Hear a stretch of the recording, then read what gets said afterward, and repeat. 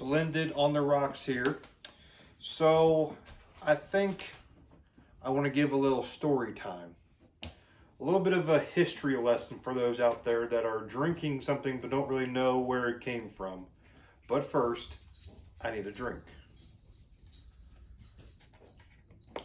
Today's wonderful drink is going to be a little EH Taylor. EH Taylor is Buffalo Trace, named after the Colonel Edmund Haynes Taylor Jr.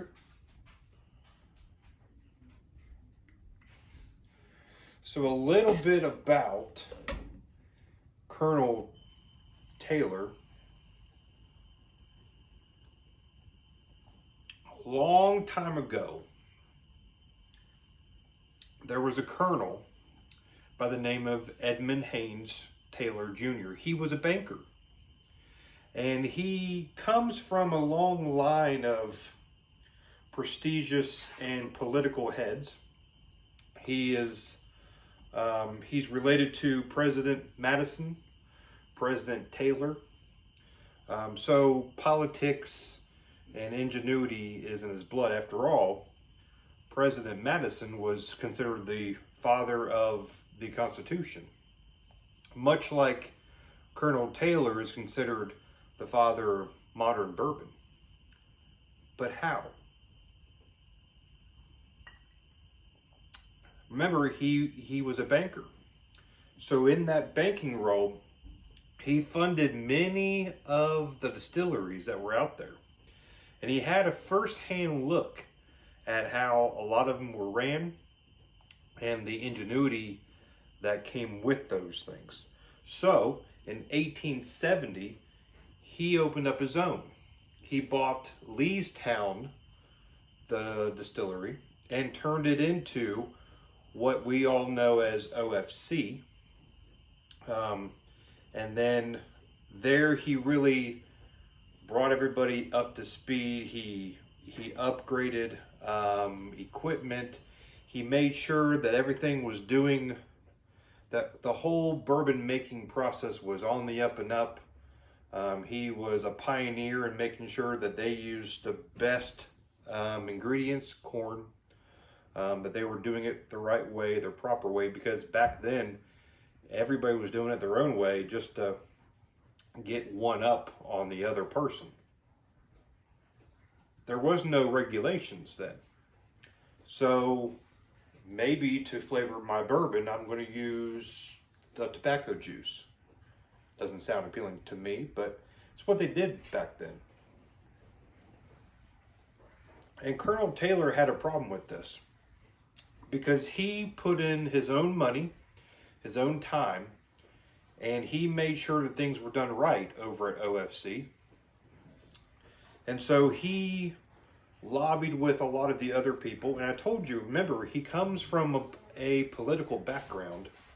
So he rallied his troops per se, and they went after all these distilleries out there that were doing things a little bit shady. And they petitioned Congress many times, spearheaded by Mr. E.H. Taylor himself, and said, this isn't right. This absolutely is not right. We do everything right. We do everything proper. We do everything on the up and up. And we're having to compete against these people that are selling lies to other people. They are flavoring the bourbon with everything from like the tobacco juice to other ingredients. And they were just doing whatever they could to make an extra buck. And it's just not right. So, thus from that comes the Bottled in Bond Act of 1897. And that is accredited all to Colonel E.H. Taylor. So if you look at your bottles now, here's one right here. Evan Williams, Bottled in Bond.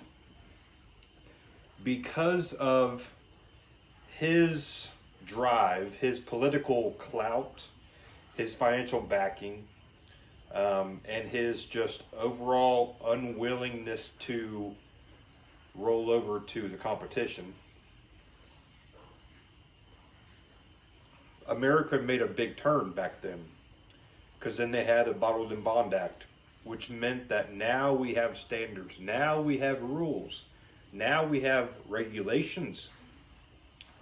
And regulations back then was a wonderful thing, because it meant that when you bought a bottle of bourbon, you were buying exactly what you think that you're buying. Because back then, that wasn't always a guarantee. And Colonel Taylor prided himself on quality, and he wanted everyone to know that when you bought OFC, you bought quality. So now, you fast forward all the way till 2020, there still is the Bottled in Bond. It still exists, and it's still the same standards as it was then. Meaning, it has to be regulated by the government. It has to be aged for greater than 4 years. It has to be at least, or it has to be 100 proof. It has to be 100 proof. And it has to be stored in federally bonded warehouses. Again, all this stuff is still very true. And it has to be distilled by the distiller, during one season at one place. So they can't make it somewhere and then ship it somewhere else. It had to be made on site by one of the distillers at one season. And so if you look at bourbon now, obviously you're not going to have like what you did then, but you still have that guarantee on these bottles here that when you buy Evan Williams Bottled in Bond, it is made to the standard, the regulated bourbon as it was back in 1897. So, that's a little bit of history about E. H. Taylor. It's also a history of how Bottled in Bond came to pass. Also, for those of you that don't know, in 1878, OFC was bought out by a gentleman named George T. Stagg.